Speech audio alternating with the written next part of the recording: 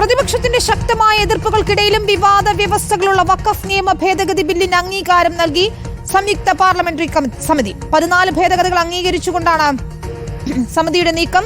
പ്രതിപക്ഷത്തിന്റെ നിർദ്ദേശങ്ങൾ ജെപിസി തള്ളി. പാർലമെന്റിന്റെ ശീതകാല സമ്മേളനത്തിൽ ബിൽ പാസാക്കുന്നതിന് വേണ്ടിയാണ് നീക്കം നടക്കുന്നത്. PR സുനിലിന്റെ വിശദാംശങ്ങളുമായി. സുനിൽ, പ്രതിപക്ഷത്തിന്റെ എതിർപ്പുകളൊന്നും തന്നെ വകവയ്ക്കുന്നില്ല. കേന്ദ്ര സർക്കാർ മുന്നോട്ട് പോവുകയാണ്. ജെപിസി യോഗത്തിൽ തർക്കങ്ങൾ വേണ്ട എന്നായിരുന്നു തീരുമാനമെങ്കിൽ പോലും പ്രതിപക്ഷം വിമർശനങ്ങൾ ഉയർത്തി എന്നാണ് മനസ്സിലാക്കാൻ കഴിയുന്നത്. എന്താണിപ്പോൾ കേന്ദ്ര സർക്കാരിന്റെ ജെപിസിയുടെ തീരുമാനം?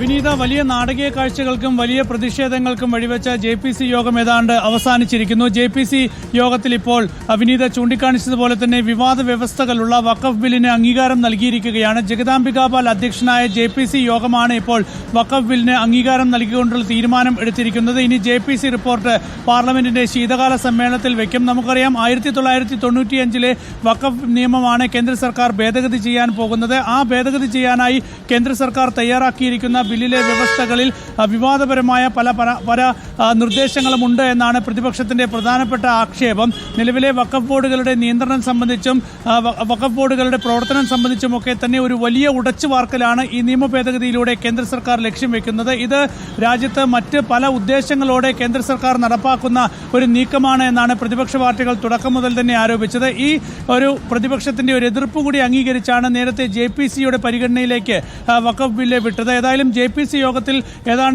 ഏതാണ്ട് 37ലധികം ജെപിസി യോഗങ്ങൾ ഈ വിഷയത്തിൽ ചേർന്നു. ഏതാണ്ട് ഭൂരിഭാഗം ജെപിസി യോഗങ്ങളിലും പ്രതിപക്ഷം വളരെ ശക്തമായ എതിർപ്പാണ് പല നിർദ്ദേശങ്ങൾക്കെതിരെയും ഉയർത്തിയത്. എന്നാൽ ഇത് ഭൂരിപക്ഷ അംഗങ്ങളുടെ അടിസ്ഥാനത്തിൽ ഓരോ ജെപിസി യോഗങ്ങളും തീരുമാനമെടുത്ത് മുന്നോട്ട് പോവുകയായിരുന്നു. ഇന്ന് ജെപിസിയുടെ അവസാന യോഗമായിരുന്നു. ഇന്നും വലിയ പ്രതിഷേധമാണ് പ്രതിപക്ഷ അംഗങ്ങൾ ഉയർത്തിയത്.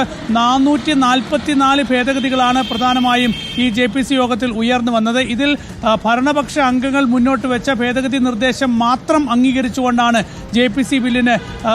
വഖഫ് ബില്ലിന് ജെപിസി യോഗം അംഗീകാരം നൽകിയിരിക്കുന്നത്. അങ്ങനെ വലിയ പ്രതിഷേധങ്ങൾ ഉണ്ടായിട്ടും പ്രതിപക്ഷത്തിന്റെ വലിയ എതിർപ്പുകൾ ഉണ്ടായിട്ടും അതെല്ലാം മറികടന്നുകൊണ്ട് ഭരണപക്ഷ അംഗങ്ങളുടെ NDA അംഗങ്ങളുടെ നിർദ്ദേശങ്ങൾ മാത്രം അംഗീകരിച്ച് ഇപ്പോൾ ജെപിസി വഖഫ് ബില്ലിന്മേൽ തീരുമാനം എടുത്തിരിക്കുകയാണ്. അതായാലും ഇനി ശീതകാല സമ്മേളനത്തിൽ ജെപിസി റിപ്പോർട്ട് ചെയർമാൻ ജഗദാംബിക പാൽ നൽകും. തീർച്ചയായും അതിനുശേഷം കേന്ദ്ര സർക്കാർ ഈ വഖഫ് ബില്ല് പാസാക്കാനുള്ള നീക്കത്തിലേക്ക് തന്നെയായിരിക്കും പോവുക.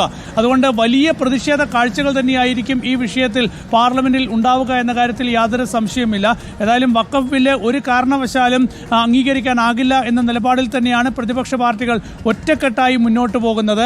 ജെപിസി യോഗത്തിലാണെങ്കിൽ പ്രതിപക്ഷ പാർട്ടികൾ ഒറ്റക്കെട്ടായി ഈ വിഷയത്തിൽ ശക്തമായ നിലപാട് സ്വീകരിക്കുന്ന ഒരു കാഴ്ച തന്നെയായിരുന്നു. കഴിഞ്ഞ ജെപിസി യോഗത്തിൽ നമുക്കറിയാം, വലിയ കയ്യാങ്കളിയുടെ വക്കിൽ വരെ എത്തിയ വാക്കേറ്റമായിരുന്നു.